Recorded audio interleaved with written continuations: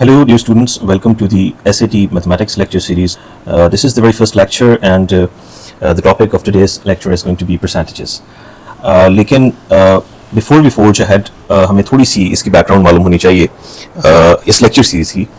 सबसे पहली बात तो ये है कि इस lecture series में हमने ऐसा कुछ भी assume नहीं किया हुआ कि students जो SAT Mathematics की preparation start कर रहे हैं उनके पास कोई prior knowledge है या नहीं, सिवाय इसके कि हमें प्लस माइनस मल्टीप्लाई और डिवाइड करना आता है और ये कि वो नंबर्स को रिकग्नाइज कर सकते हैं.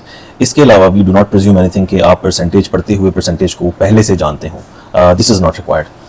और दूसरी बात ये कि हर स्टूडेंट के अंदर हर सब्जेक्ट को समझने का एक सर्टेन एप्टीट्यूड होता है और उसमें दो पैरामीटर्स होते हैं. पहला पैरामीटर ये होता है कि स्टूडेंट की अपनी एबिलिटी क्या है, और दूसरा जो पैरामीटर होता है वो ये है कि टीचर के अंदर कम्युनिकेट करने की सलाहियत कितनी है कि वो टॉपिक को इस सतह पर जाकर एक्सप्लेन करे कि स्टूडेंट्स एक एवरेज इंटेलेक्ट के होते हुए भी उसको बहुत अच्छी तरह से समझ पाए.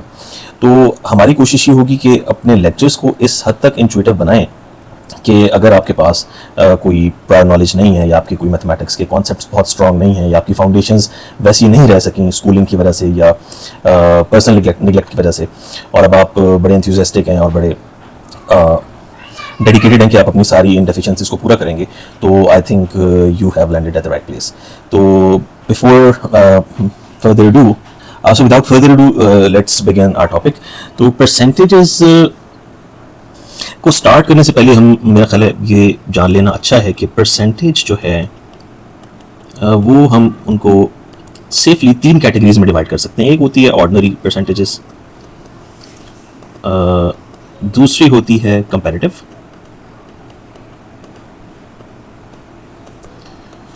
और द थर्ड वन इज इसको थोड़ा सा नीचे ले जाते हैं, लॉजिकल. तो इन तीनों परसेंटेजेस को हम वन बाय वन देखेंगे, लेकिन इन तीनों को शुरू करने से पहले let's understand some very basic things. और इससे ज़्यादा बेसिक क्या हो सकता है कि हम ये जानने की कोशिश करें कि what this word actually means. तो अभी देखें, दो वर्ड परसेंट है, इसमें बेसिकली दो इसके पार्ट्स हैं, एक पर है और एक है सेंट. तो सेंट का तो मतलब होता है 100, और जो पर है, पर का मतलब होता है डिवाइडेड बाय. तो यानी मिसाल के तौर पे मैं लिखता हूं 2%. तो what I actually mean is कि दो लिखा और पर का मतलब क्या है, डिवाइडेड बाय, और सेंट का क्या मतलब है 100. तो दिस मीन्स कि जो परसेंट का वर्ड है वो ये इनकैप्सुलेट करता है अपने अंदर. इनकैप्सुलेट का मतलब ये है कि उसको जो हम मैथ्स में लिखते हुए इंग्लिश से जब हम ट्रांसलेट करेंगे तो हम पर की जगह क्या लगा देंगे, डिवाइडेड बाय, या इसको हम ओवर भी कह सकते हैं, 2/100, 2/100 या 2/100, जो भी हम कह लें, और सेंट की जगह पे हम क्या रिप्लेस कर देंगे, 100. तो सबसे पहली बात तो ये होगी. अच्छा, अब हम let's forge ahead to the ordinary percentages. तो अब हम देखते हैं कि ऑर्डिनरी परसेंट से हमारी क्या मुराद है. ये डिवीजन हमने जाहिर है अपने तौर पे की है, कोई this is not hard and fast rule, लेकिन इस डिवीजन को हमने इस तरह से किया कि इसमें परसेंटेज के almost all sorts of questions जो है वो इन तीनों में कवर हो जाएंगे. तो ऑर्डिनरी परसेंट में सबसे पहले जो चीज़ देखने वाली है वो एक सिंपलेस्ट सा क्वेश्चन है कि फर्ज कीजिए आपके पास लिखा हुआ है कि 2% ऑफ 100. तो इसमें एक हमने वर्ड और अंडरस्टैंड करना है, वो ये है कि परसेंटेज के क्वेश्चन में जहाँ पे भी आपको ऑफ का लफ्ज़ नजर आए तो उसका मतलब होता है मल्टीप्लाइड बाय. इधर शुरू में मैं लिख रहा हूँ इंग्लिश में, उसके बाद from now onwards will use the multiplication sign यानी x. तो 2% ऑफ 100 यहाँ पे लिखा हुआ है, इसका मतलब ये है कि दिस मीन्स 2% ऑफ की जगह मल्टीप्लाइड बाय और 100 की जगह 100. तो ये सिंप्लीफाई होकर क्या हो जाएगा, 2 हो जाएगा. तो आप कहेंगे यार ये बड़ा कारनामा किया आपने इतना अहम सवाल करके. तो एक्चुअली यही जो वर्ड है, यही वर्ड हमें ऑर्डिनरी परसेंट के सारे क्वेश्चंस को अंडरस्टैंड करने में हेल्प करेगा.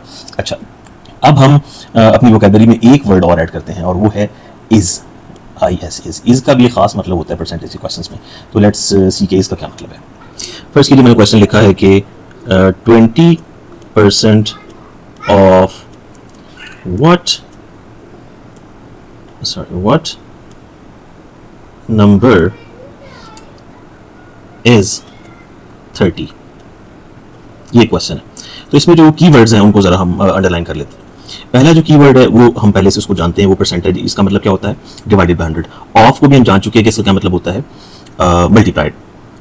बाय, और व्हाट जो है वो ज़ाहिर है उसका मतलब होता है अननोन, तो उसको हम एक्स वाई वट एवर जो हम अपनी मर्जी से कहना चाहें वो कह सकते हैं। और नंबर तो नंबर है। इज का जो मतलब है, इसका मतलब होता है इक्वल टू साइन। तो अब इस इंग्लिश सेंटेंस को अगर हम इंग्लिश में उर्दू या हिंदी में ट्रांसलेट करें तो ये क्या बनेगा, 20% ऑफ व्हाट नंबर इज 30। तो अब देखिए आप कि बहुत आसानी से हम जो है वो 30 यहाँ पे फाइंड कर सकते हैं, यानी एक्स को हम यहीं पे रखेंगे, 100 को उस तरफ क्रॉस मल्टीप्लाई करेंगे तो this will become 30 multiplied by 100, और 20 से इसको डिवाइड करेंगे तो this will make it 1500। Sorry, 0 से 0 कट किया तो ये 15 and 150। अच्छा, तो अब मैं एक जाइगेंटिक क्लेम करने लगा, वो ये है कि अगर हमें ये परसेंटेज और व्हाट, इसके बाद ऑफ और इस, इन चार वर्ड्स का मीनिंग मालूम है तो we can potentially solve any question regarding ordinary percentages. तो अब हम ऐसा करते हैं कि क्वेश्चंस को थोड़ा कॉम्प्लिकेट करना शुरू करते हैं। लेट मी फर्स्ट राइट के 20% of 30% of what number is 60% of 120। तो ये अपेरेंटली हमें एक कॉम्प्लेक्स सा क्वेश्चन लग रहा है, लेकिन चूंकि हमारी वोकेबलरी में ये चार वर्ड्स हैं तो हम बड़ी इजीली इस क्वेश्चन को क्रैक कर सकते हैं। वो कैसे, 20% तो 20 divided by 100 of multiplication sign, 30% 30 divided by 100 of what number x, is का मतलब क्या है, इक्वल टू 60% 60 ओवर 100, और ऑफ 1200 तो ऑफ की जगह मल्टीप्लाई और 1200 आ जाएगा। तो अब आप ये देखेंगे बहुत आसानी से इस क्वेश्चन को हम सॉल्व कर सकते हैं। 100 से 100 दोनों साइड्स पे कैंसिल हो गए, और 30 1 30, 32 60, तो 2 1 2, और ये 10 आ गया, 10 10, तो इसको हम क्रॉस मल्टीप्लाई करेंगे तो x इज इक्वल टू 12,000। तो आप देखें कि एक कॉम्प्लेक्स लुकिंग क्वेश्चन को हमने सिर्फ इन चार वर्ड्स को अंडरस्टैंड करके बहुत आसानी से क्रैक कर लिया। अच्छा, अब एक बात हम यहाँ पे और लिखना चाहेंगे, वो ये है कि percentage is always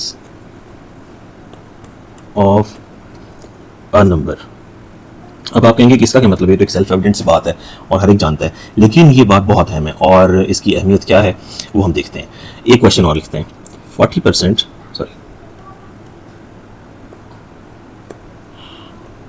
40% of 80% of 90% is what percent? Sorry,